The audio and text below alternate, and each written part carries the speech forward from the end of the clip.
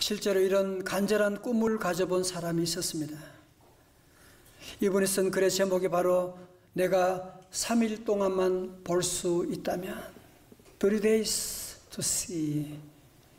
이 글은 리더스 다이제스트에서 20세기 최고의 수필로 꼽았다고 하는데 그 내용은 다음과 같습니다. 내가 3일 동안 볼 수 있다면 첫째 날에는 친절과 겸손과 우정으로 내 삶을 가치 있게 만들어준 사람들을 보고 싶다. 손으로 만져보는 것이 아니라 친구들의 내면적인 천성까지도 몇 시간이고 물끄러미 바라보면서 내 마음속 깊이 간직하겠다. 오후가 되면 오랫동안 숲속을 산책하면서 바람에 나풀거리는 아름다운 나뭇잎과 들꽃들 그리고 석양에 빛나는 노을을 보고 싶다. 그리고 감사의 기도를 하고 싶다. 둘째 날은 새벽 일찍 일어나서 밤이 낮으로 바뀌는 가슴 떨리는 기적을 보고 싶다. 그리고 서둘러 박물관으로 가서 손끝으로만 보던 조각품들을 보고 그날 저녁에는 영화나 연극을 보며 시간을 보내고 싶다. 그리고 보석 같은 밤하늘의 별들을 바라보면서 하루를 마무리하겠다. 마지막 셋째 날에는 아침 일찍 큰 길에 나가 오가는 사람들의 얼굴 표정을 보고 싶다. 그리고 나서 도시의 여기저기에서 행복과 불행을 동시에 눈여겨보며 그들이 어떻게 일하며 어떻게 살아가는지 보고 싶다. 그리고 어느덧 저녁이 되면 네온 사인이 반짝이는 쇼윈도에 진열되어 있는 아름다운 물건들을 보면서 집으로 돌아와 나를 이 사흘 동안만이라도 볼 수 있게 해주신 하나님께 감사의 기도를 드리고 영원히 암흑의 세계로 돌아가겠다. 여러분 다 짐작하셨겠지만 이 글은 생후 19개월째 내 척수염을 알아서 볼 수도 없고 들을 수도 없고 말할 수도 없었던 헬렌 켈러 여사의 이야기입니다. 1933년에 발표된 이 글은 당시 미국의 경제 대공황 가운데서 경제가 무너지고 마음이 무너지고 그런 대공황의 후유증 가운데 있는 그 백성들을 엄청나게 위로했던 그런 글이었다고 말하고 있습니다. 사랑하는 성도 여러분, 어쩌면 헬렌 켈러 여사가 그렇게 보고 싶었다. 3일만이라도 내게 그렇게 봤으면 좋을 텐데라고 하는 그 삶들을 우리는 하루하루 매일매일 보고 있는 이런 기적과 같은 일상을 살아가고 있는 우리들은 얼마나 하나님께 가슴 떨리는 감사를 올리고 있습니까? 아니면 언제부터인가 내 삶 가운데 감사를 잃어버리지는 않으셨습니까? 오늘 성경에 보면 감사를 잃어버린 한 사람을 만나게 되는데요. 그의 이름은 요나입니다. 요나입니다. 자, 요나서 1장 1절의 말씀 우리 같이 한번 읽어볼까요? 우리 집에 다 같이요. 시작. 여호와의 말씀이 아미떼 아들 요나에게 임하니라 이르시되 2절 너는 일어나 저 큰 성읍 니느웨로 가서 그것을 향하여 외치라. 그 악들이 내 앞에 상달되었음이니라 하시니라. 아멘. 성도 여러분, 사람이 하나님의 음성을 듣는다, 하나님의 말씀을 듣는다, 이게 얼마나 사람들에게 주어지는 얼마나 귀한 기회인데, 요셉은 하나님의 음성을 듣고 하나님의 부르심을 받았음에도 불구하고 그는 하나님께 감사했더라. 그런 얘기 없어요. 감사는커녕 하나님의 부르심, 하나님의 명령에 불만스러운 거예요. 그래서 하나님께서 가라고 하는 방향을 정반대 방향으로, 아수르의 수도 니느웨는 요바에서 그냥 위로 올라가면 금방 가는 곳인데 다시스라고 하는, 스페인의 다시스라고 하는 전혀 정반대 방향으로 그는 항해를 시작하게 되었던 것입니다. 그래서 큰 폭풍을 만나게 되었지 않습니까? 배가 뒤집힐 지경이 되었지 않습니까? 그러면 이때 요나가 풍랑 가운데 하나님께 기도했더라? 그런 거 없어요. 기도 안 해요. 풍랑 가운데도 기도 안 하고 도리어 배 밑창에 가서 정신없이 쿨쿨 잠들었더라고 그렇게 말씀하고 있는. 여러분, 그러니까 지금 요나라고 하는 사람이 지금 얼마나 지금 영적으로 잠들어 있는 둔감한 사람인지 우리가 알 수가 있지 않습니까? 결국 요나는 바다에 던져지게 되었고 큰 물고기가 그를 삼켜버리고 말게 된 것 아니겠습니까? 어린 아이들의 기도 가운데 이런 기도가 있더라고요. 한번 들어보세요. 하나님, 오늘 교회 학교에서 요나와 큰 물고기 이야기 배웠어요. 큰 물고기가 요나를 한 입에 삼켜버렸다면서요. 그렇게 흥미진진한 얘기는 처음이에요. 그런데 우리 아빠는 그게 다 뻥이래요.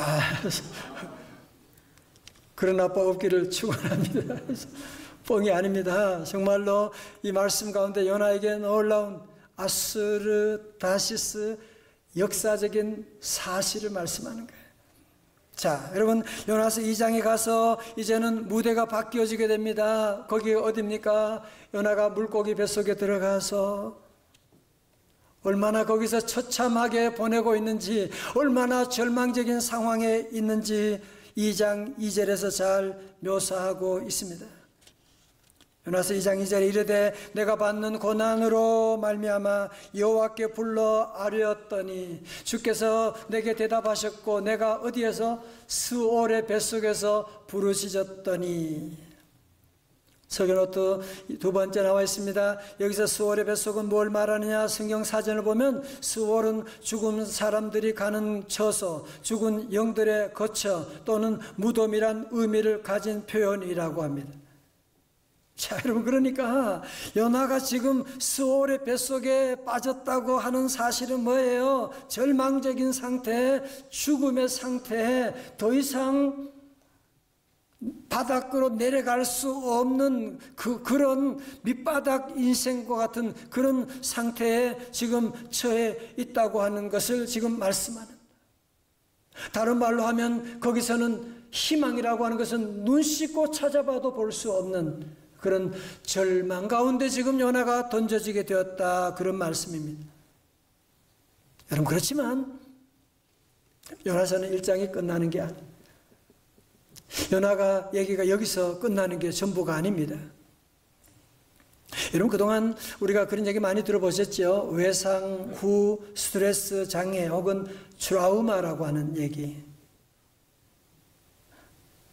과거에 경험했던 끔찍한 사건에 대한 기억이, 그 아픔의 기억이 다시 오늘도 내 안에 생생하게 살아가지고 그 상처가 내게 가지고 오는 부작용들, 트라우마라고, 외상 후 트라우마 장애라고 말하고 있지요. 그런데 여러분, 외상 후 성장이라고 하는 말을 들어보셨습니까? 생소할지 모르지만 이 단어는 과거에 받았던 끔찍한 아픔과 상처를 극복해가는 과정에서 오히려 예전보다 더 단단해지고 더 담대해지는 현상을 말하는 거예요. 자, 들어보세요. 여러분도 그런 경우 많잖아요, 그죠? 우리 어려움 겪고 시험을 겪고 큰 수술을 받은 다음에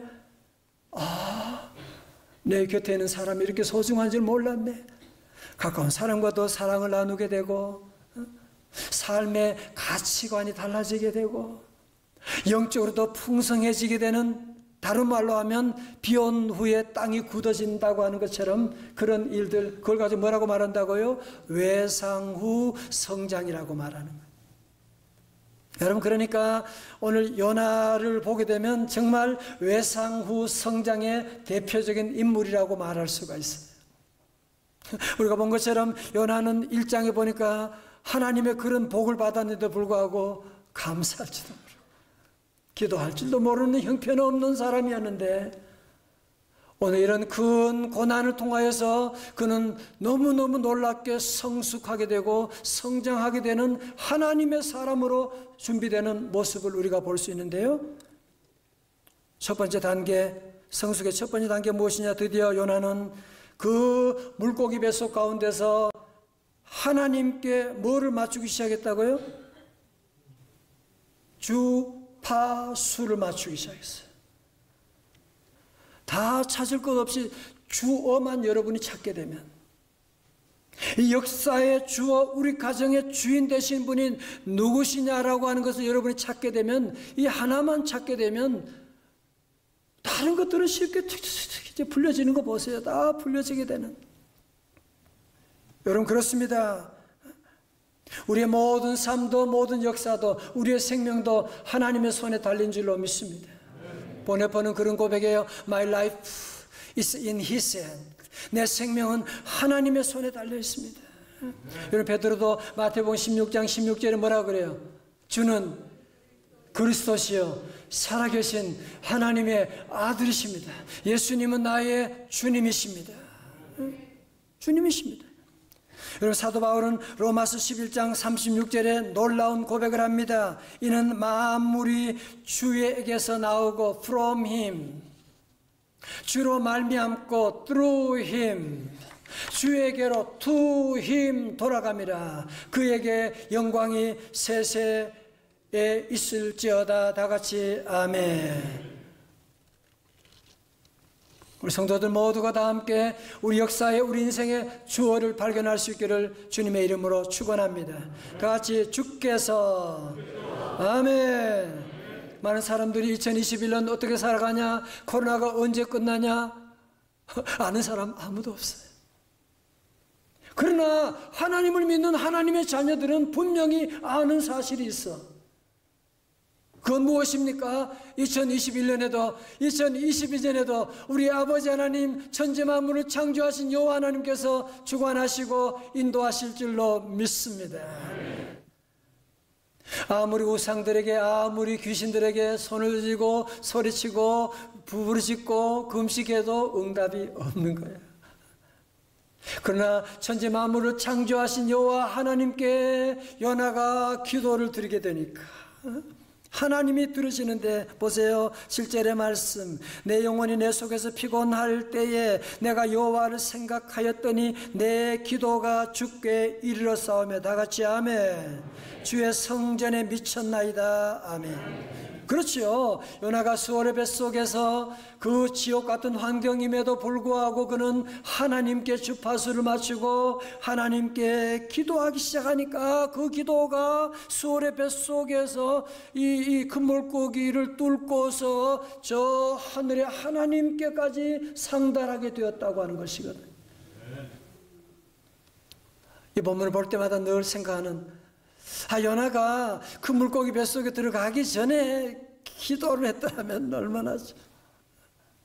사실 우리도 보면 고난당하기 전에 기도하면 참 좋은데 그러지 못할 때가, 목사인 저마저도 그럴 때가 많은데, 여러분 그러나 여러분 꼭 기억하십시오. 비록 여러분이 수월의 뱃속에 들어갔다고 할지라도, 여러분이 아무리 어떤 곳에 갈지라도, 언제라고 할지라도 우리 하나님께 기도하시면, 다 같이 주여 기도하면 하나님 인자한, 다 같이요, 귀로서 언제나 너희에게 기울이시니 어둠에 밝은 빛을. 너무너무 좋아요 이 가사가. 나의 작은 신음에도 응답하시니. 어떻게 살아야 돼요? 너는 어느 곳에 있든지 주를 향하고 주만 바라볼지라. 사랑하는 성도 여러분, 만약에 여러분이 수월의 뱃속에 들어갔다, 그러면 여기서 기도하기 시작했다. 무슨 기도할래요? 아마 저 같아서 하나님 빨리 저를 살려주시옵소서, 아마 그런 기도하지 않았을까 생각하는데, 이 말씀 보면 저는 깜짝 놀랐어요. 여기에 하나님의 축복의 비밀이 있구나. 여러분 9절 한번 보실까요? 9절 다 같이 시작. 나는 감사하는 목소리로 주께 제사를 드리며 나의 소원을 주께 갚겠나이다. 구원은 여호와께 속하였나이다 하니라. 아멘. 그 좋은 형편 가운데도 감사하지 않던 사람인데 물고기 뱃속에서 어떻게 이런 감사의 목소리로 주님께 아뢰기 시작하는, 감사할 수 없는 상황이었습니다. 감사할 제목이 뭐가 있어? 무슨 감사 제목이 뭐가 있어? 그럼에도 불구하고 그는 큰 물고기 뱃속에서 주여 감사합니다, 구원은 여호와 하나님께 달려 있습니다 하니까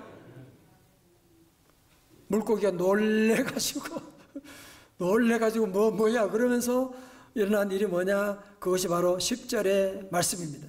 시작. 여호와께서 그 물고기에게 말씀하시매 요나를 육지에 토하니라. 아멘. 여러분, 물론 요나가 무슨 물고기가 좋아서 감사한 거 아니죠. 그죠? 힘들어요. 너무너무 죽을 지경이에요. 그러나 그는 감사할 수 있는 건 뭐예요? 그 가운데도 함께 하시는 주님을 보는, 주님께 주파수가 맞추어지니까 감사의 목소리를 바라고 감사하니까 그 물고기가 그냥 이 요나를 니느웨 밖으로 토해버리게 됐다는 얘기 아닙니까? 사는 성도들, 만약에 반대로 요나가 물고기 뱃속에서 너무너무 화가 나, 하나님 아무 내가 잘못한 건 맞지만 이렇게까지 나를 혼내시면 하나님 원망하고 두려워 떨고 내가 어떻게 하면 이 물고기 살아날 수가 있지 하고 발버둥치게 됐다면 결론은 빤하죠. 물고기 밥이 되어버리고 말았을 겁니다. 그러나 그 가운데도 하나님께 감사하니까, 사랑하는 성도 여러분, 요즘 힘든 거 많으시죠? 그죠? 수월의 뱃속, 우리 집안 얘기네 지금.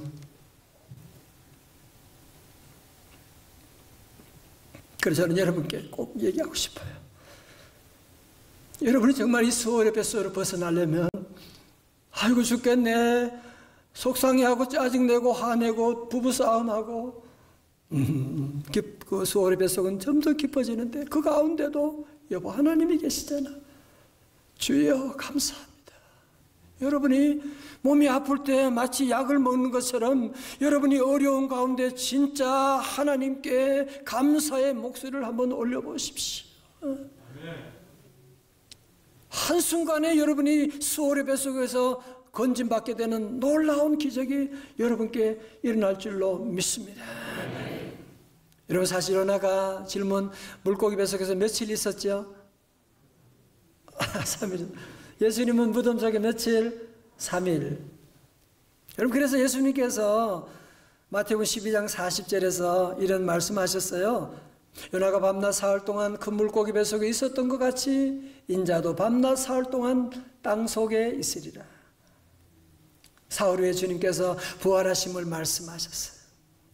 여러분, 발명왕 에디슨 아시죠? 전구 만드는데 1000번 넘게 실패한 거 아시죠? 에디슨의 좌우명이 뭔지 말씀할게. 여러분 기억하세요.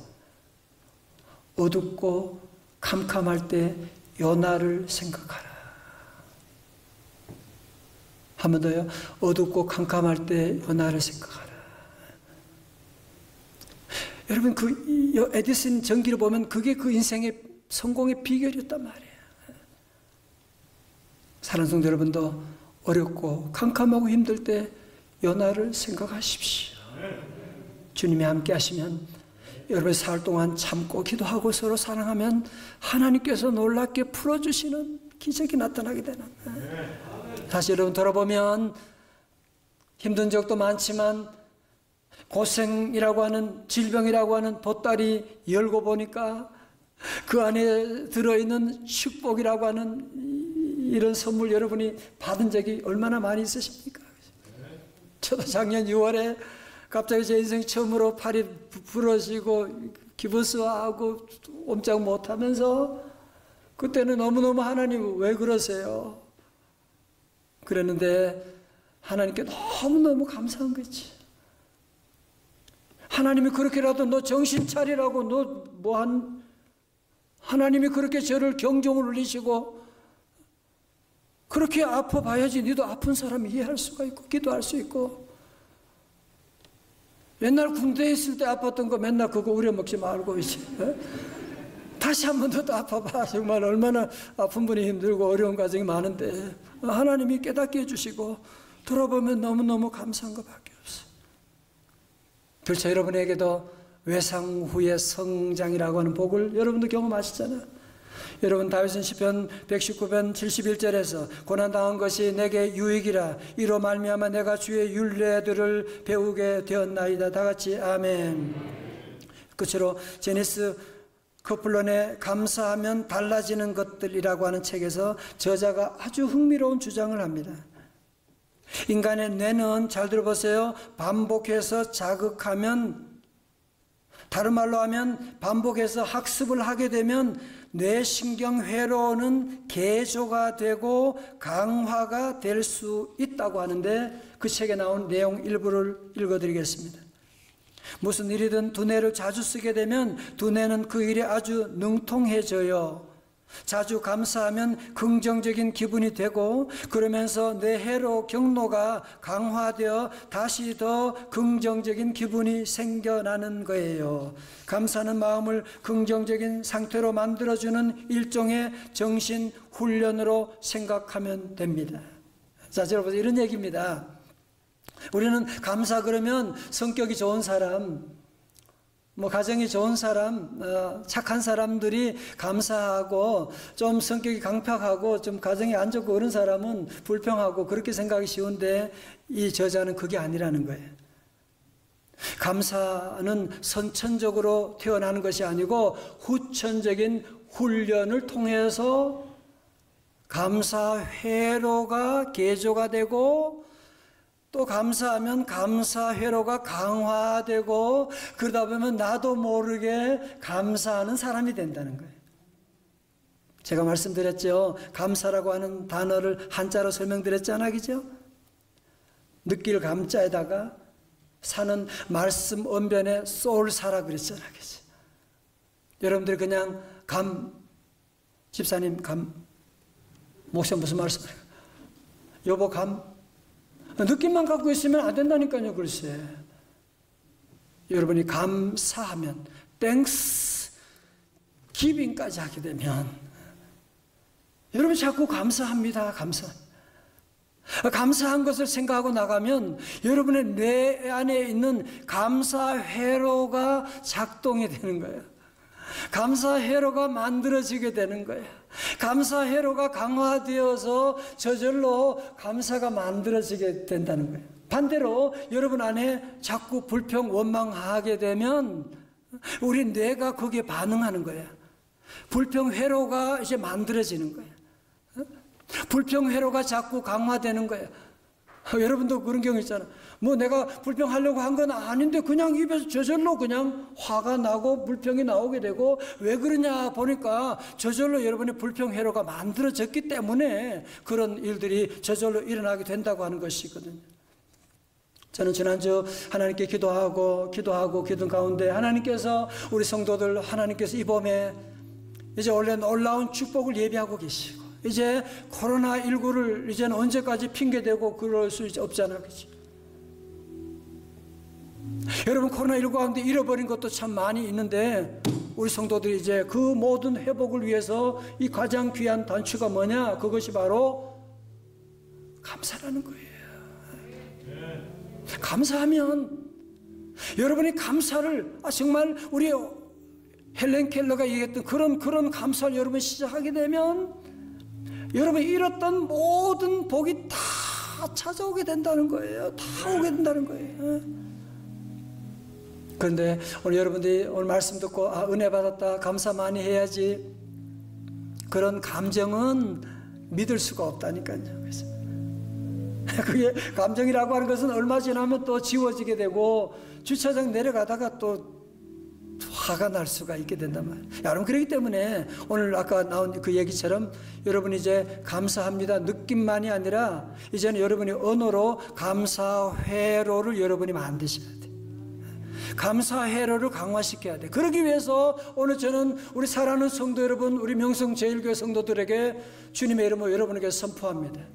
이제부터 오늘 성도들 여러분들 봄을 맞이하면서 감사 33 운동을 선포합니다. 다 같이 아멘. 이거 뭐냐? 아주 미니멈이에요. 감사 33 운동이 뭐냐? 첫 번째 감사는 뭐냐? 하루에 3번 감사합니다. 다 같이 감사합니다. 헬렌 켈러가 그 어두움에서 빛으로 가는 그 순간을 자기 보고 싶다고 하는데, 밤에 빛나는 별을 보고 싶다고 하는데, 여러분 하나님께도 감사하고 사랑하는 가족들도 감사하고, 아니 3번 하면 안 되고 한 300번씩 해야 돼요.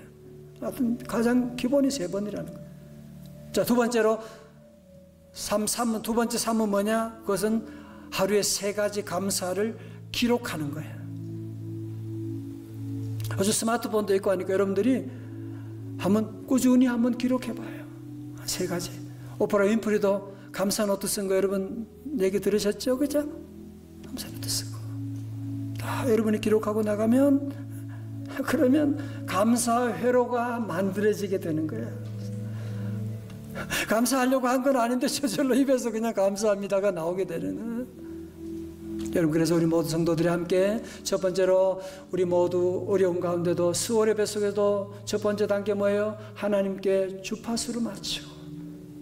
여러분, 감사도 우리 힘으로 할 수 없잖아, 그죠? 두 번째 기도하고, 세 번째로 감사.